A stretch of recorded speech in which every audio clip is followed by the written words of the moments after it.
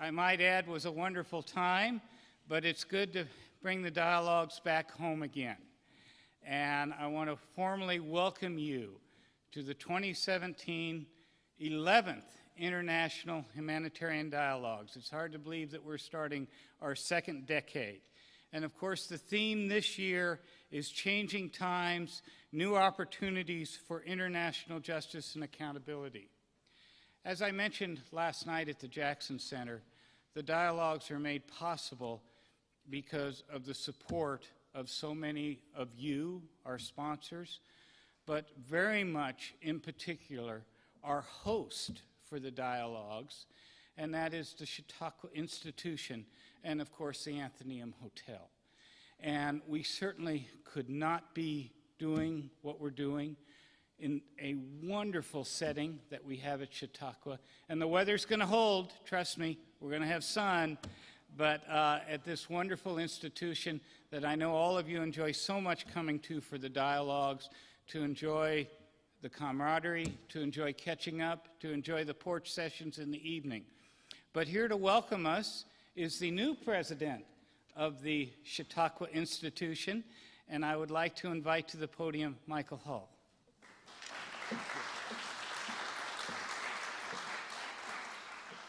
Well, good morning. We're really thrilled to have you here. One of the earliest visits that I made when I was appointed president was to go to the Jackson Center and be in conversation with our region about the importance not only of what the institution does, but in partnership with the Jackson Center. And this is just an extension of the way that the region is thinking about bringing important dialogue to Western New York that has impact well beyond Western New York. We just concluded our 144th assembly last night, so if we look blurry-eyed, forgive us. It was a summer where we were pushing on the notion of civil dialogue. For those that don't know a ton about Chautauqua, its purest manifestation is that for 9 weeks we explore the great issues of the day, trying to get at the best of human values through the arts, recreation, lifelong learning, and religion. And given what's happening in the country and the world as we debate and try to figure out a way to even talk to one another, what Chautauqua spent its summer on was finding ways to knit communities back together so that we could actually solve problems. So the fact that you're here looking at international humanitarian issues and that you're trying to figure out dialogue on that level is perfectly aligned with what we believe. And so we're grateful to you on that front. The other thing that Chautauqua has been focusing on is ways that this region can be a stronger partner in the international conversation, which makes it all the more special that you're here. I truly hope you enjoy the grounds. For those for whom this is your first time, I hope it won't be your last time visiting us at Chautauqua, and that the team here, while a little bit bleary-eyed, shows you the hospitality for which we're extremely proud. Welcome to Chautauqua Institution. We hope you have great conversations. We look forward to hearing more about the outcomes. Thanks.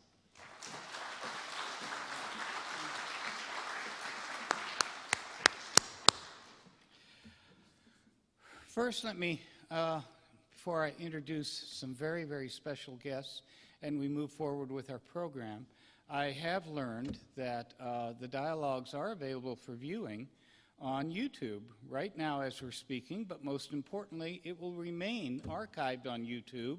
So, of course, it's hard for you to get word back to your schools that it's going on, but it's going to be there. And so if you want to go onto YouTube and type in IHLD 2017, the Dialogues will come up on YouTube, and again, they will remain there, and so when you get back, you can get word out to everybody that all they have to do is type that into the YouTube and find the Dialogues, and they will be archived there. Certainly the sessions here in Fletcher Hall. The remaining sessions we will be videotaping, and we'll get those out to your schools to post as you wish.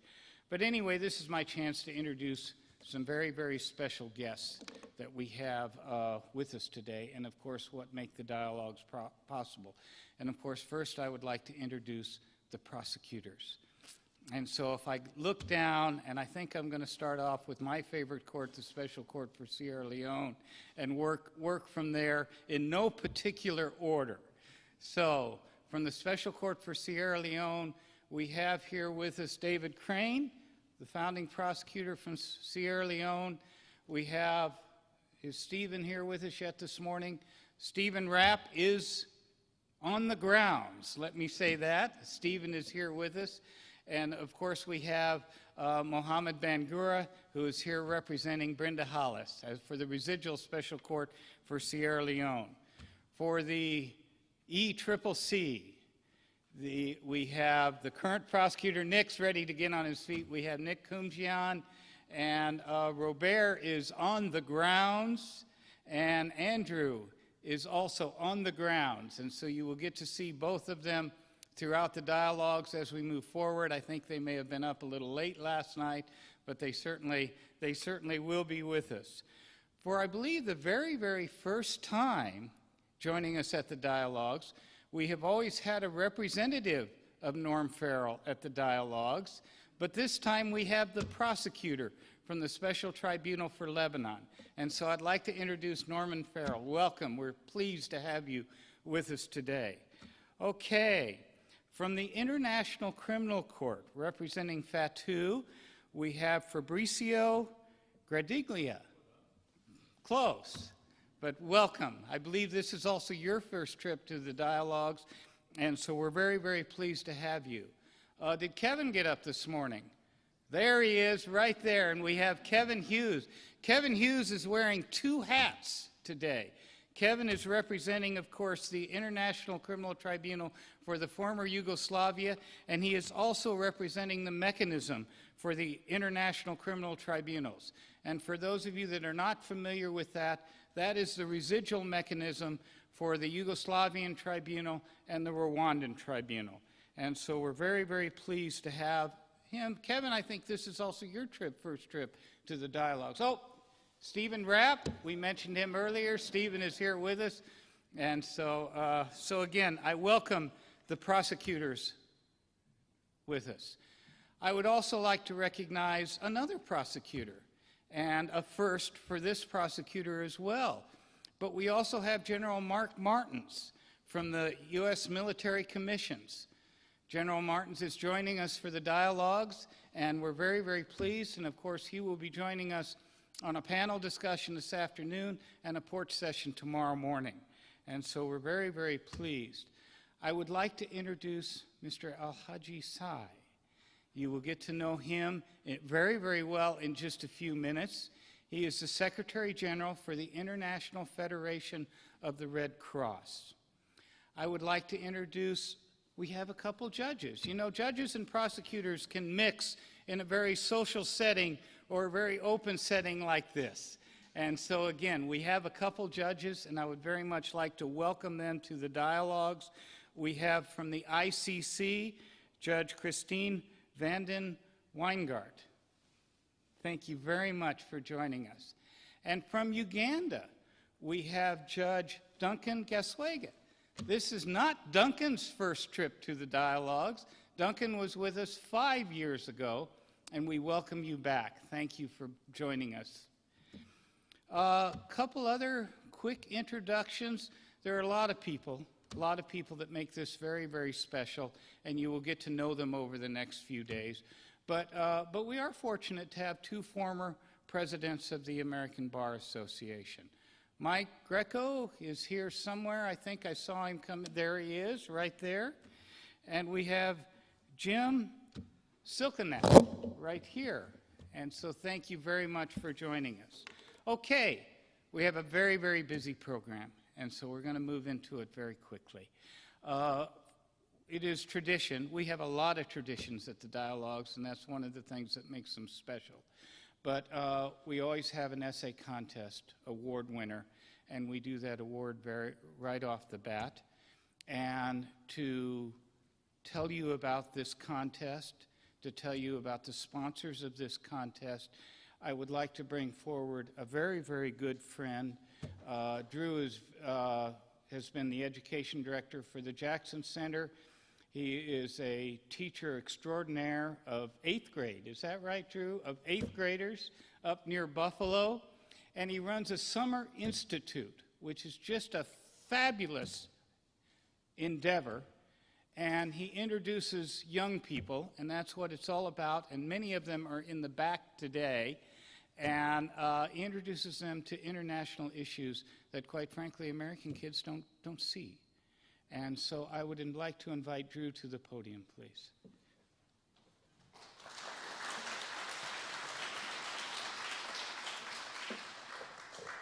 Good morning, everyone. And Jim, thank you for that gracious introduction and to everything you've done to put us in this spot today. And I'm here with my colleague, Lori Raybould, who helped start the Summer Institute 10 years ago. You know, when Jackson came back from Nuremberg, the first stop that he made was at the University at Buffalo. And there he quoted H.G. Wells, who said that civilization is a war between education and ignorance.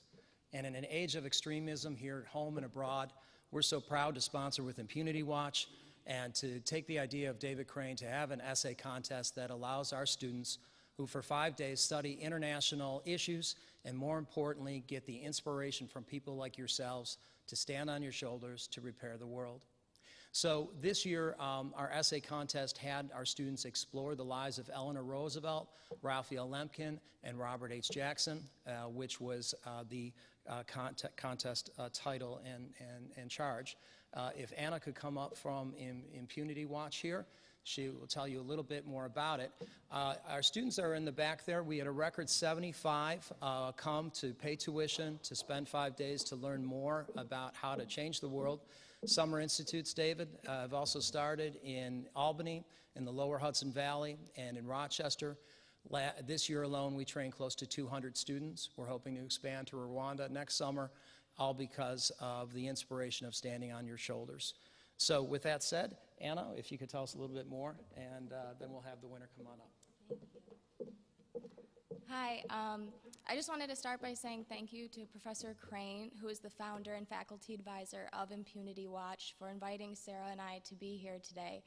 This is our first time at the Dialogs, so we're very excited. For those of you who aren't familiar with Impunity Watch, we're a law journal. We publish articles regarding human rights issues, usually with an international scope. We also have a news division, which is led by Sarah Laffin. And we also have the Syrian Accountability Project, which tracks and monitors the Syrian crisis. This year, I was able to participate with the essay contest. I chose this year's winner because not only did she look at the lives and the accomplishments of the individuals who were the topic of the essay contest, but she went further and she looked at their mentors and their inspiration to find her own. This essay was very well written, and I really enjoyed her perspective. So congratulations to Andrina Kirst.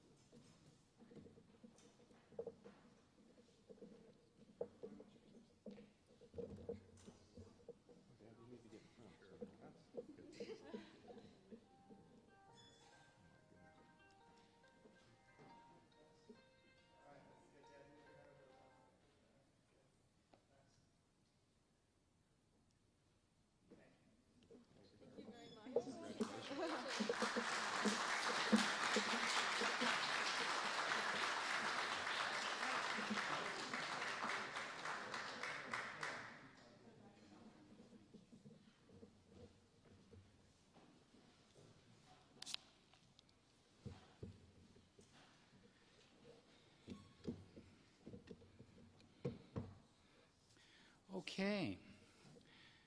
It's the time of the Dialogs for our keynote speaker. And this, of course, is our annual Clara Barton lecture. And it is sponsored by, of course, the American Red Cross. It is absolutely our pleasure to have the American Red Cross as a sponsor for the Dialogs.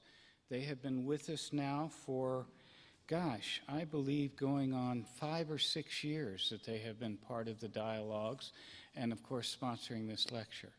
And so I would like to now invite a representative from the American Red Cross forward, and to tell us a little bit about the American Red Cross, and of course to introduce our keynote speaker this morning. Thank you.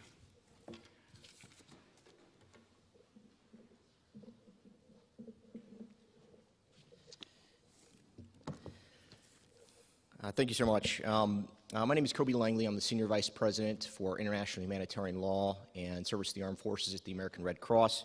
It's my pleasure to be here with you today to introduce the Dialogs, as well as just to tell you a little bit about Clara Barton and what she means and how she's relevant today. And then, of course, introduce our keynote speaker, Alhadj. Welcome. I think it's fortuitous that this dialogue is occurring very shortly after the 68th anniversary of the Geneva Conventions. Through the conventions, which were technically published 68 years ago, about a month ago, we've chosen to celebrate and honor the spirit of Clara Barton here in the United States. I'd like to express my sincere appreciation for the opportunity to share that with you today. But I wanted to talk with you about one particular article, more specifically one common article that I think epitomizes the spirit of the Dialogs, the Clara Barton Dialogs. There's one common article in particular that best captures the spirit of the Geneva Conventions, first appearing in the preamble to the 1899 Hague Conventions, and then reiterated again in the Geneva Conventions, the additional protocols, and numerous other pieces of international jurisprudence. It is known as the Martens Clause.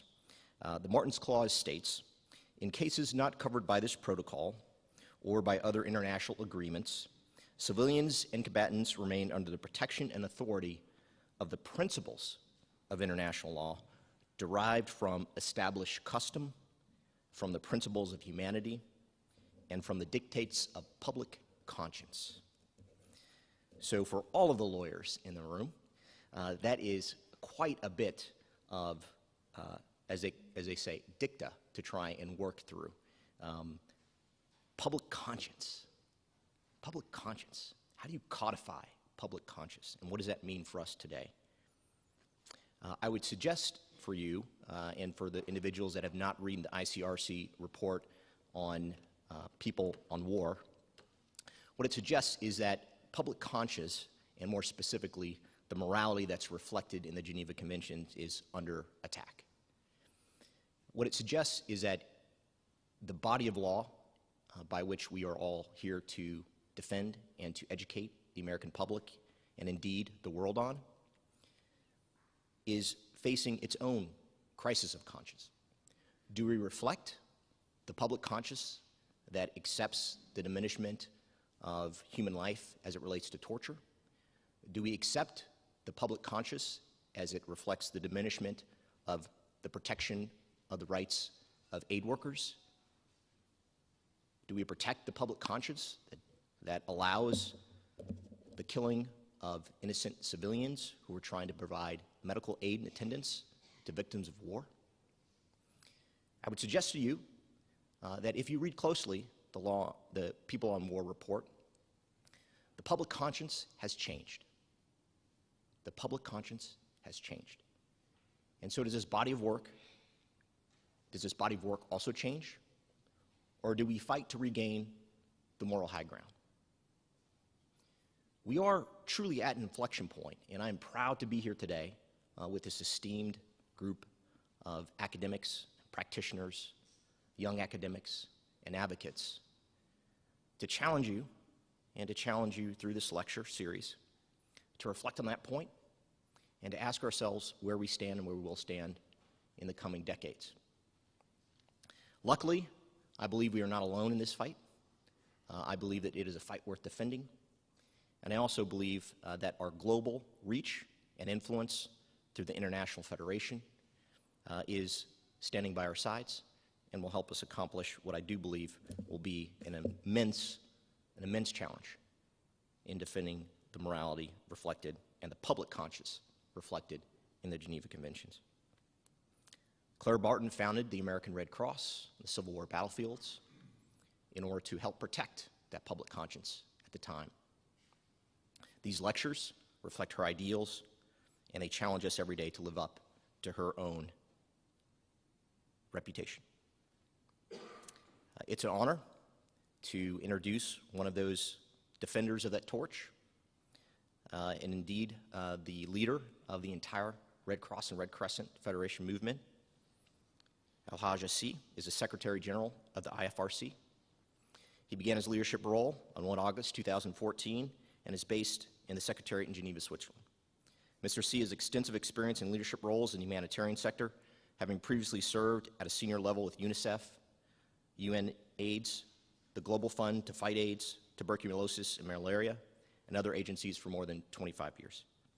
Before joining the IFRC, the world's largest humanitarian network, Mr. C was UNICEF's Director of Partnerships and Resource Development in New York. He's also served as the UNICEF Regional Director for Eastern and Southern Africa and Global Emergency Coordination for the Horn of Africa. From 2005 to 2008, Mr. C was Director for the HIV/AIDS practice with the United Nations Development Program in New York. And before that, he worked for the Global Fund to Fight AIDS. Director of Operational Partnerships and Country Support in Geneva as well. Mr. C has also held the position of UN AIDS representative in New York and Director of the New York Liaison Office. From 1988 to 1997, he's served as a Director of Health and Development Programs with Environmental Development Action in the Third World in Dakar, Senegal. Mr. C holds a bachelor's degree in Arts and Human Sciences from the University of Dakar. He then pursued his master's studies in Arts and Germanistic at the University of Graz, and he graduated in the Diplomatic Academy in Vienna. He was also awarded a postgraduate diploma in education from the École Normale Supérieure in Dakar. He speaks English, French, and German, and is a national of Senegal. It's my pleasure to introduce the Secretary General of the IFRC, Mr. Alhadj.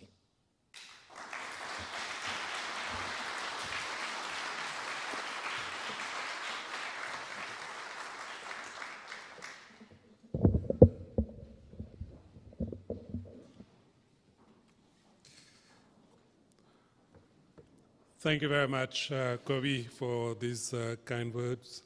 And I'm very pleased and humbled, to be here, this morning.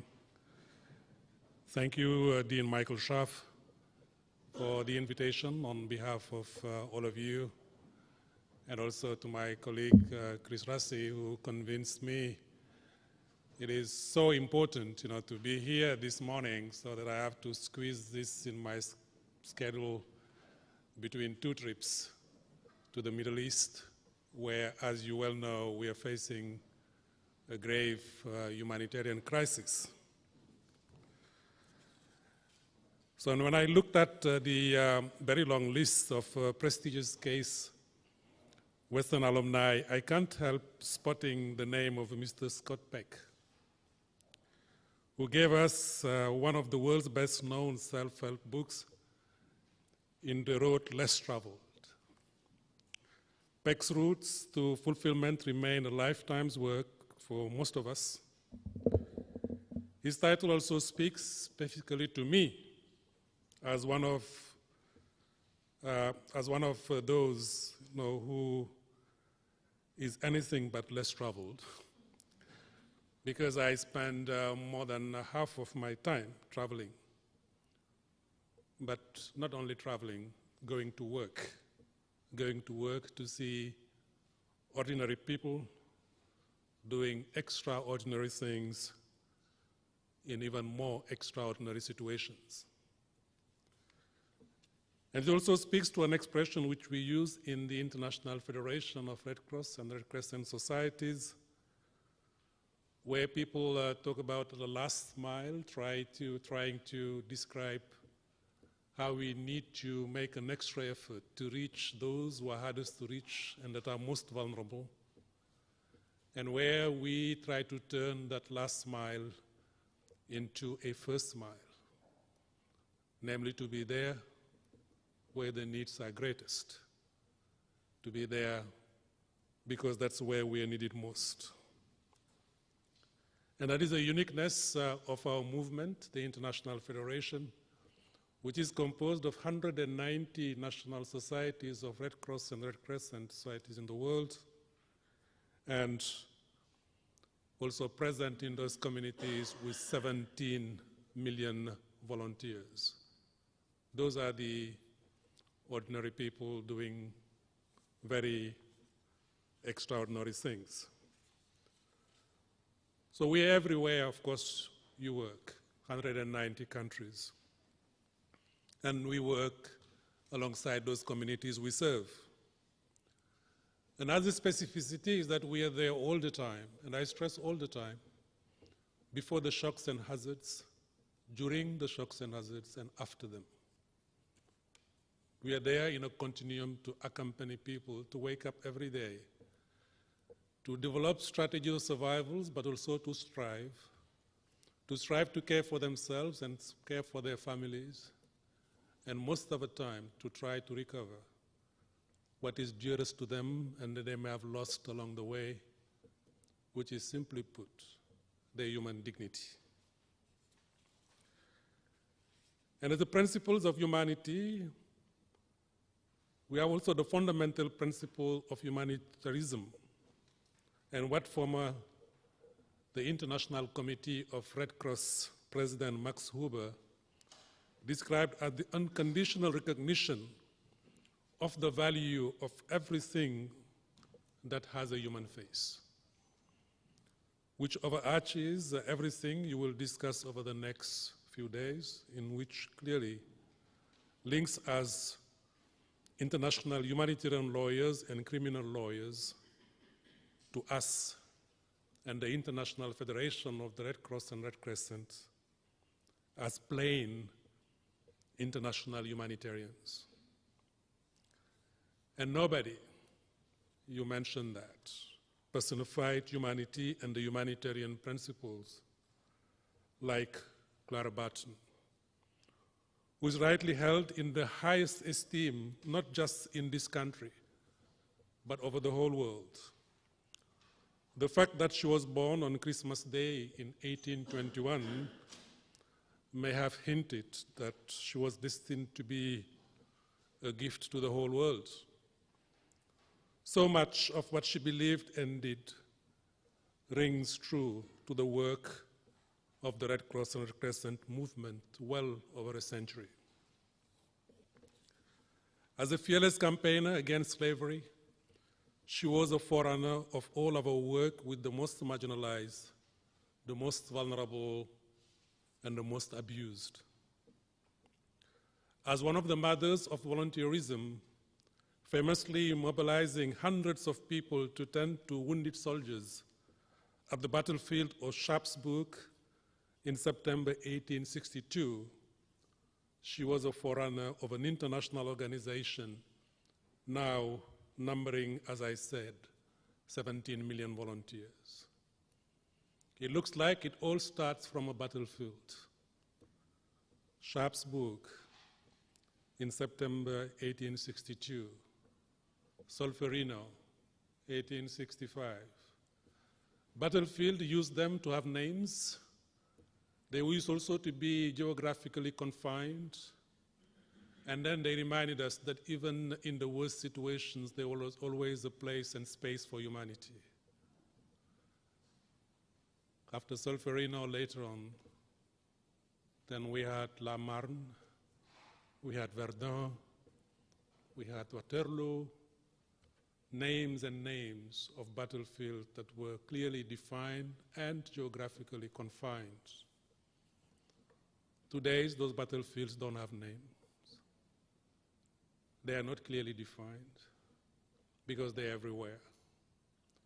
They're everywhere, like they are in Raqqa in Aleppo, which I visited not long ago. They're there in Yemen, where while we speak, 600,000 people are suffering from a disease that it caused by war, cholera. But they're also on the streets of capitals, in Europe, in Nice, in Paris, in London. They're also in our places of worships and in schools, which is totally unacceptable.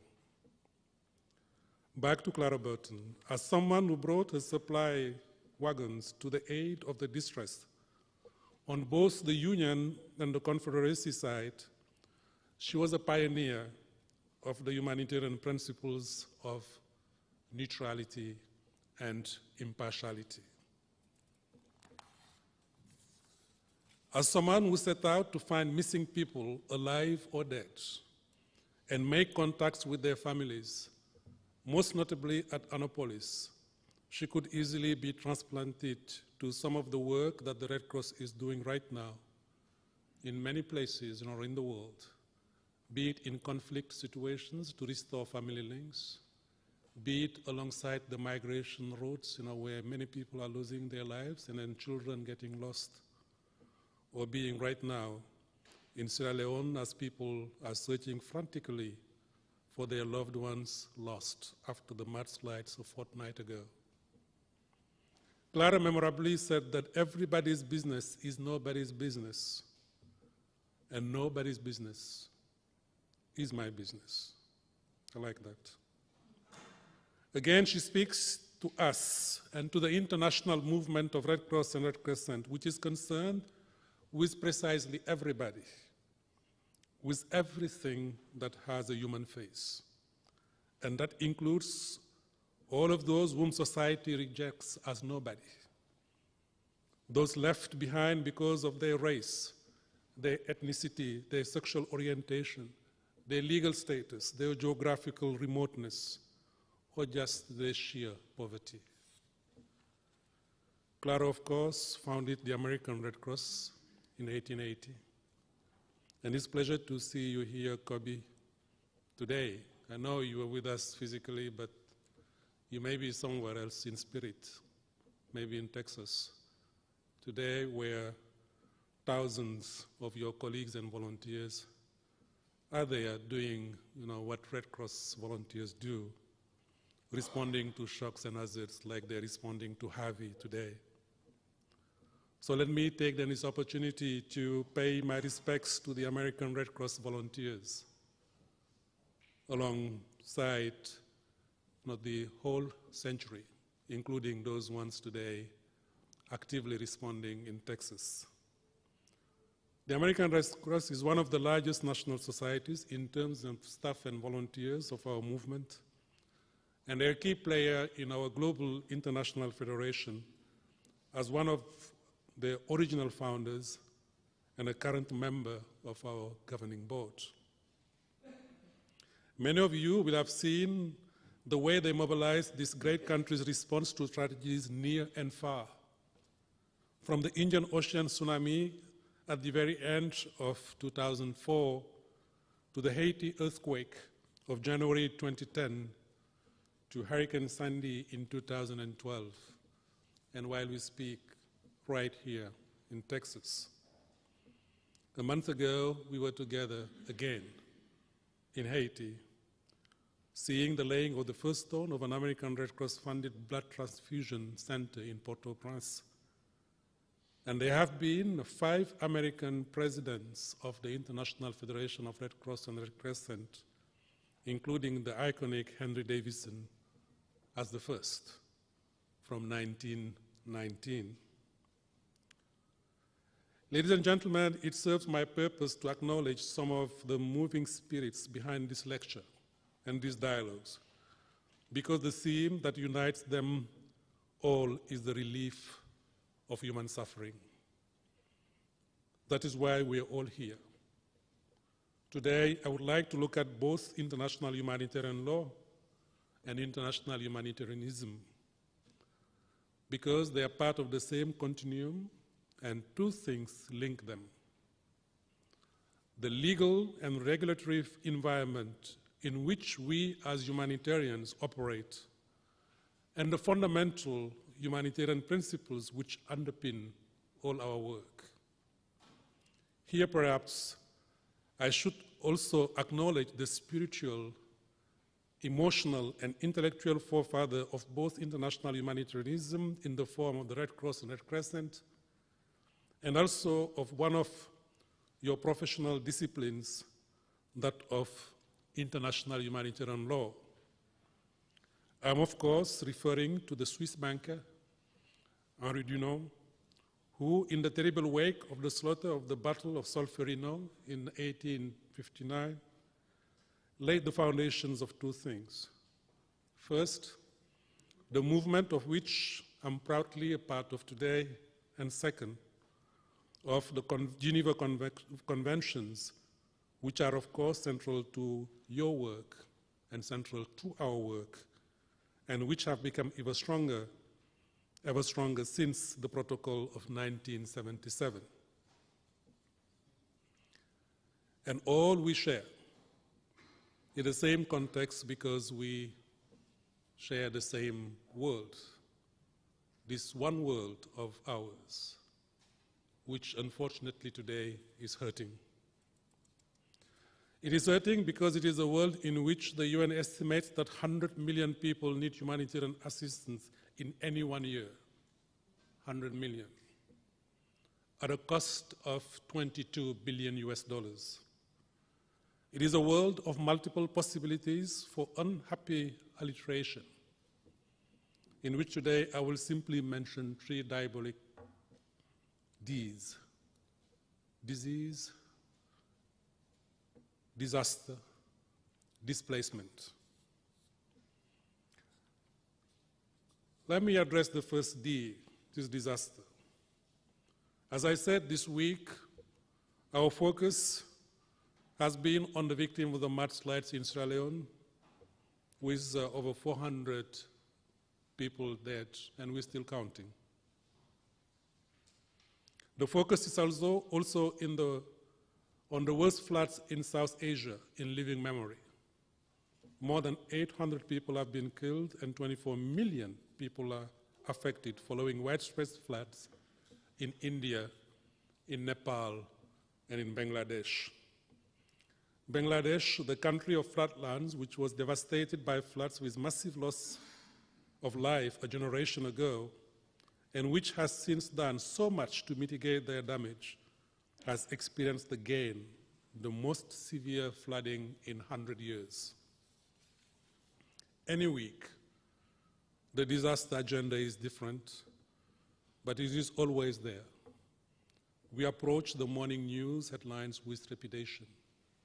We know that disasters impact most on the most vulnerable, the poor, and most marginalized, the women, the children, the elderly, the disabled. We also know the reasons for so many disasters. Natural shocks will always happen. Natural hazards will always happen. There will be a monsoon season every year. There will be cyclic droughts now and then. But there is no fatality that a hazard has to become a disaster. Our level of preparedness, or lack thereof, will be pretty much impacting on the fact that these hazards become disasters or not. In Sierra Leone, deforestation, unplanned urbanization, can also be part of a contributing factor to that.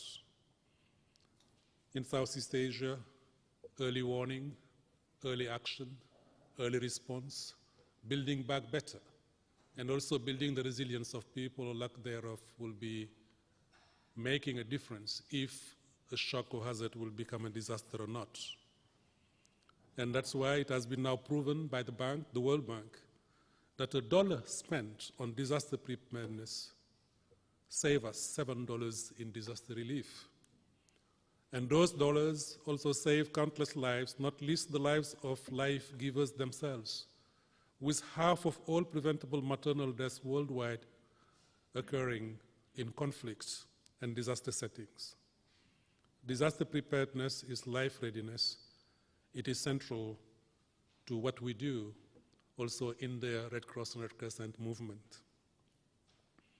Meanwhile, the second D is disease. Disease which is so often compound of famine, the scourge of by which 20 million lives are still in grave danger. In South Sudan, in Somalia, in Nigeria, in Yemen.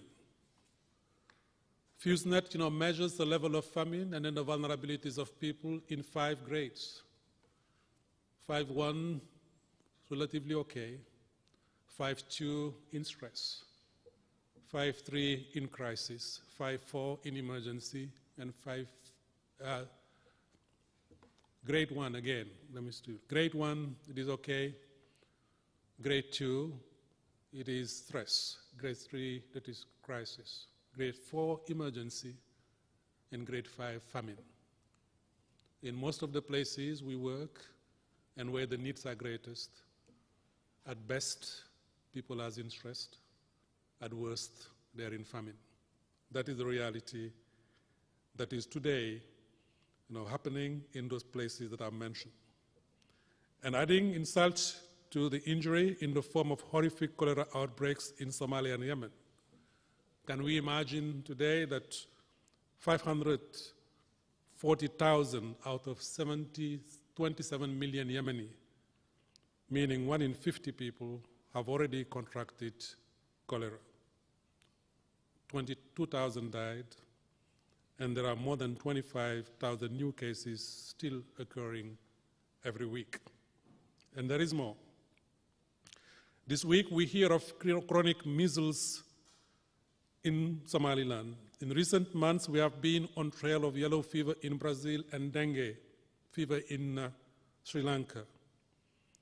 In 2014 we were at the forefront of Ebola response in Guinea, Sierra Leone, and Liberia, where for the first time, maybe one of the most critical responses that we had to conduct in a public health setting was to organize burials in a safe and dignified manner to prevent the chain of transmission.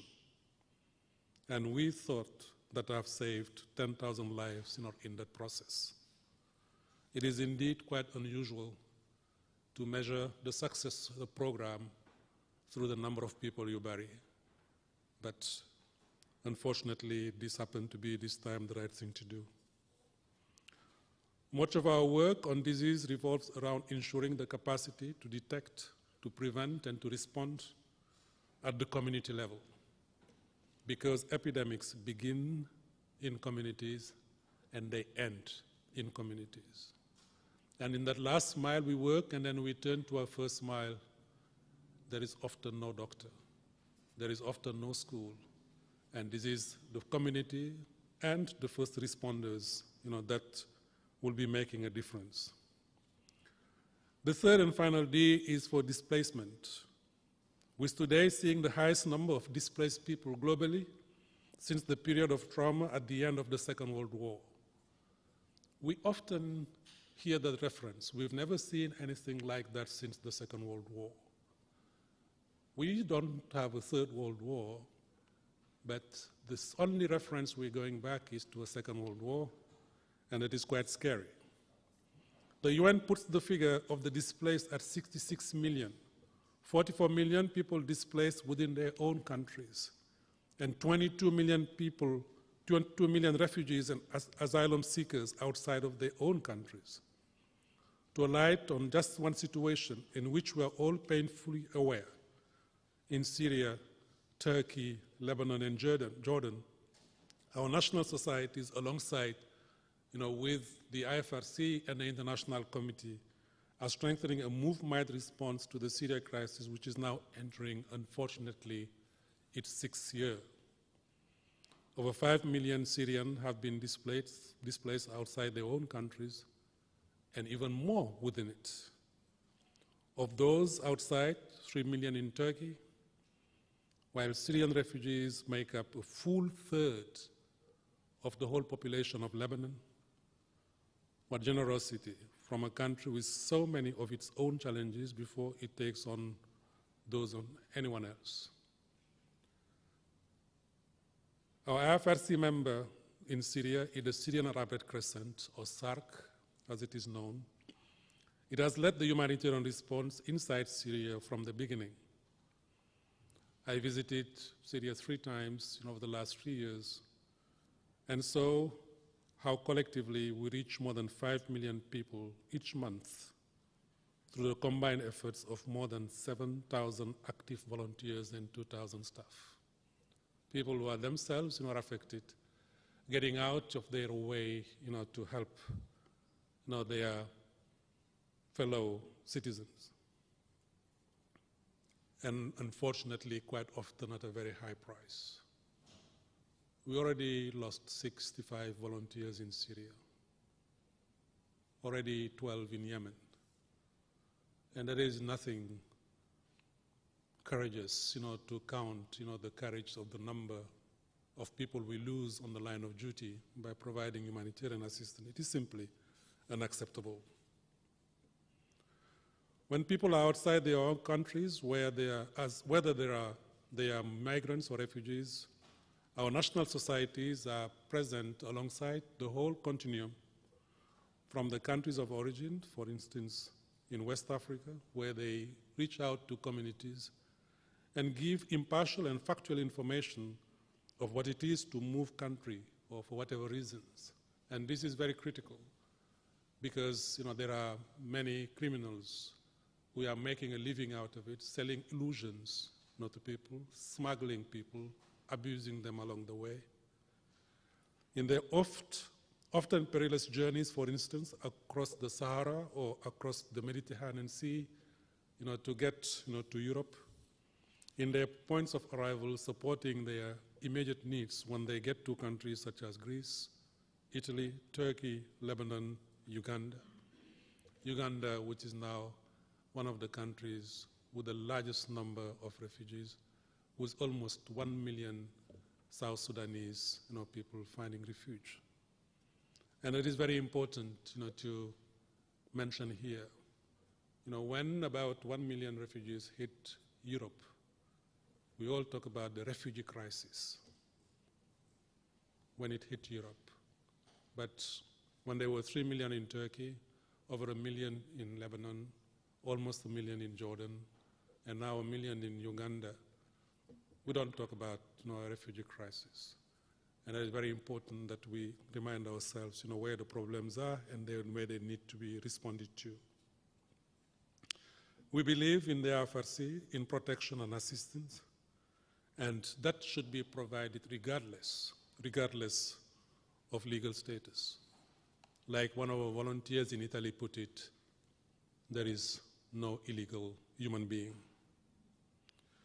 Ladies and gentlemen, I often offer this quick and grim sketch of global humanitarianism simply to say that this is the humanitarian world, and this is, of course, our collective world, the world we share, the humanity we share. It's a world in which we often try also to reach out to young people to educate them, particularly in conflict situations, but also in all situations.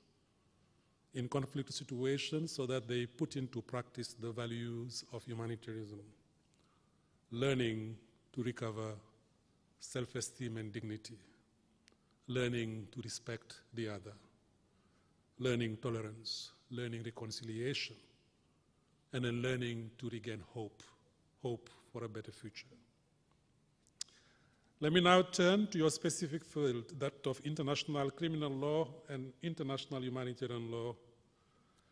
From the 17th century roots in the thinking of Hugo Grotius, there have been evolutions in laws about war and conflict.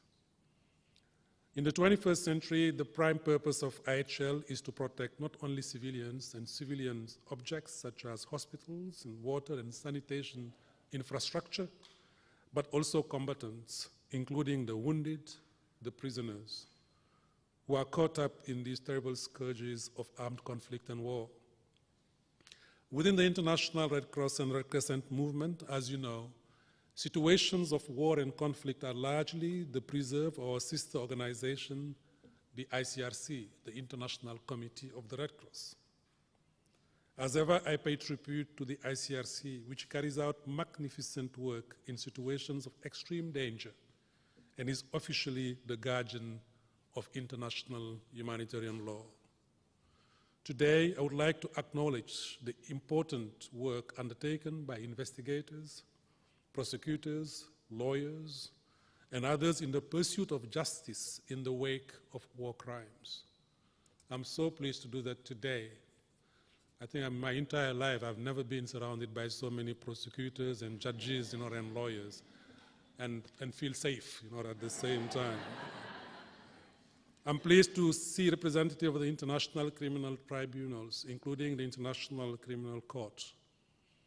It has been 15 years now since the Rome Statute entering into force, and there have been more than 40 individual indictments in the ICC. It has been a time in which there have been achievements and results, and also a time in which there has been more complications to match. The accusations of imperialism and an over-focus on Africa, the tensions between the pursuit of justice and the pursuit of peace, the challenges of avoiding politicization and bias, the complexities of complementarity whereby the national state is supposed to be the first to deal with a violation, with the ICC a support for that process and a court of last resort. I'm not the person to unpack those issues, but I can talk to how the work of international investigators and prosecutors can affect the work of humanitarians. IHL violations clearly lead to massive humanitarian needs, and they need to be stopped. They must be stopped. At the same time, we must always be careful that any work undertaken to prevent and respond to IHL violations, including by international criminal processes, does not create further needs, nor create challenges for humanitarian actors to do their work. The obvious challenge comes down to neutrality. While humanitarians would like to see an end to violations of IHL, at the same time, as you know, we cannot engage with or support these legal processes. Even speaking to court staff may mean that the humanitarians come to be seen as not being neutral, undermining their ability the next day to get to the same community and provide assistance, to people in need. What I can say today is that some of our ways of working may be useful for you in your work, given that we are often operating in similar complex environments. In particular, humanitarians take a do-no-harm approach, which seeks to evaluate every one of its actions to ensure that it only does good and not harm. For humanitarians, the do-no-harm approach can be applied at the most granular levels, and it makes very real sense. Do not build a well in places where the water it produces will be fought over. We say simply and practically enough. Do not build toilets without locks in places that are darkened at night and where the safety of girls are not guaranteed. This is common sense. Consideration of do no harm is a prerequisite of every humanitarian action. How can court staff apply the same principle? You can answer that question better than any of us. To look at just one example, could it be useful for prosecutors and investigators to ask themselves whether their choice of witnesses or the process to identify them might have an intended negative impact on a community? If, say, they view teachers as key interviewees, which makes perfect sense in that teachers are literate and they often speak an international language, then they must, at the same time, ask themselves the question: if a teacher is taken out of a community to be interviewed, often removed to safe housing in that process, then who will remain behind to teach the children? And not only to teach them numeracy and literacy, but back to the education plus of tolerance, reconciliation, peace, and living together. You will see that I'm trying to offer what may look like a practical wisdom here, but it comes alongside the philosophical observation, which I think is of real interest to all of us in applying bodies of formal law to informal settings. That the IFRC humanitarian work is in the furthest reaches of the communities we serve. I mentioned on the outset of the lecture that last mile we have to walk. And there's not only no school, there's not only no doctor, there's often no government, and there's often no formal law. We're often operating in those places which uphold ancient and customary law, shaped by tradition and values. And we draw parallel here between the fundamental principle of humanitarianism, which I have emphasized in this lecture, and some of the fundamental principles of the communities in which we work. These are the principles behind the law, be it international humanitarian law or customary law. And there are messages for us all here about how to plug into the values and norms of communities which may seem oceans away from the tenets of formal law. But at the end of it, it's about providing justice to people, providing protection to people, and there's so many parallels can be drawn. Let me now further explore some of the legal and regulatory aspects of humanitarianism going beyond IHL. You are lawyers, and I feel it will be of interest to you to know how laws, at least guidelines, can enhance our humanitarian work. One of the IFRC's biggest tasks is to take disaster law to the same scale and effectiveness as humanitarian law. The one is over 50 years old, and the other is not much more than 15, and the age difference shows.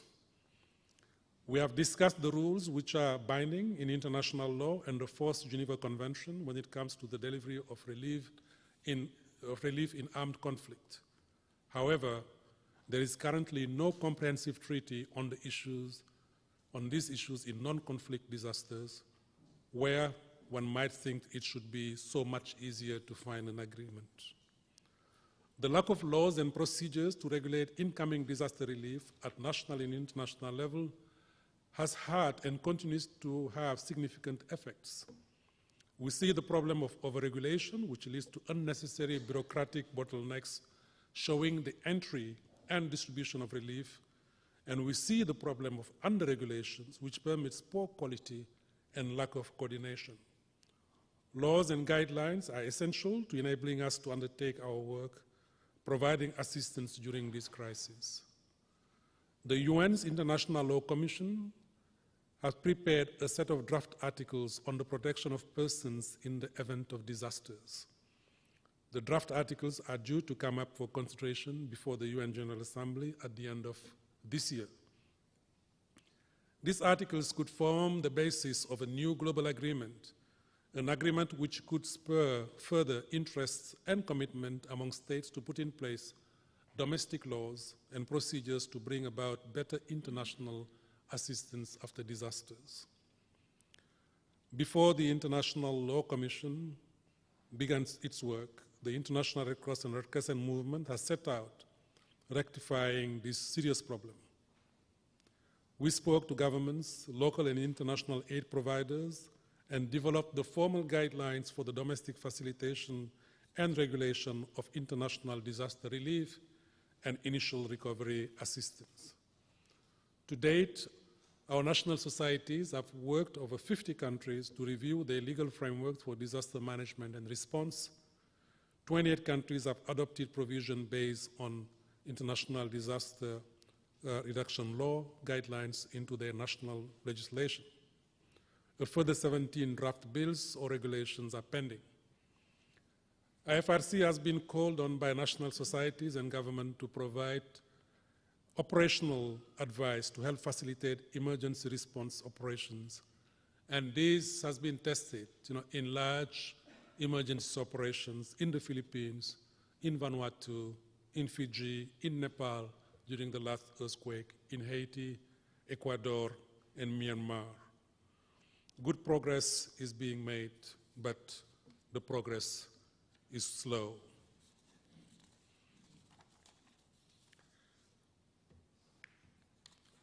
But let me briefly mention one other way in which we are trying to improve the environment in which we work. This is the area of volunteer protection. Again, this is of interest to you because of the increasing death toll among humanitarian workers, either in conflict or in disaster settings. Just a week ago, on the 19th of August, you may have seen that the world marked the International Humanitarian Day with the hashtag and the slogan that volunteers and civilians are not a target. It was a grim anniversary for us. Every violent death of a health or aid volunteer sent a shudder through the humanitarian world. This happened again 2 weeks ago in Central African Republic, where we are working closely with our member national society to strengthen the health system that has been totally destroyed during these years of war. It happened when 6 of our volunteers in the very health center, that they tried to rehabilitate, to serve people, they were found and killed, 6 of them. So far in 2017, this year, 24 volunteers and staff have lost their lives to violence. The year is not over. Already 24, including in Syria, in Mexico, in Nigeria, in Mali, and in Central African Republic. This year is therefore on track to becoming the deadliest year since 2011. Our 17 million Red Cross and Red Crescent volunteers are our greatest treasure. Much of our moral authority and unique presence derives from them, and their simple desire to do good and offer time to help their fellow human beings. They speak local languages, they understand local cultures, they're courageous and committed, but as I said, we cannot continue to measure the courage through the number we lose on the line of duty. We must protect them to continue to do their vital work, and we must do more to ensure their safety. The obligation to protect aid workers and civilians lies with parties to the conflict. International humanitarian law makes this very clear. You too have a role in mentoring the development of national law and institutional measures to handle war crime and crimes against humanity, and to ensure that they are not ignoring attacks against local humanitarians. Ladies and gentlemen, I'm coming now to a close. I hope that we've tried to link your worlds of international criminal and humanitarian law with ours. One of those links, of course, is the IHL younger sibling, which is the International Disaster Reduction Law. But I think the greatest of the links is the humanity we share, the fundamental principle of humanitarianism, which is uniting us all. Our world is hurting, as I said, it is suffering many times. For all advances of the 20th century, never has the world looked more powerless and more threatened than in these first 2 decades of the 21st century. None of us can stand for this. All of us have a role to play as stewards of our inheritance in preserving our planet and civilization for our children, our children's children, and the next generation to come. What has gone before is not good enough. I think it is fitting that Clara Barton herself should have the last word. And she wrote, "I have an almost complete disregard of precedent and a faith in the possibility of something better. It irritates me to be told how things have always been done. I defy the tyranny of precedent. I go for anything new, but only anything new that might improve the past." So together, maybe we should engage in improving the past. Thank you very much.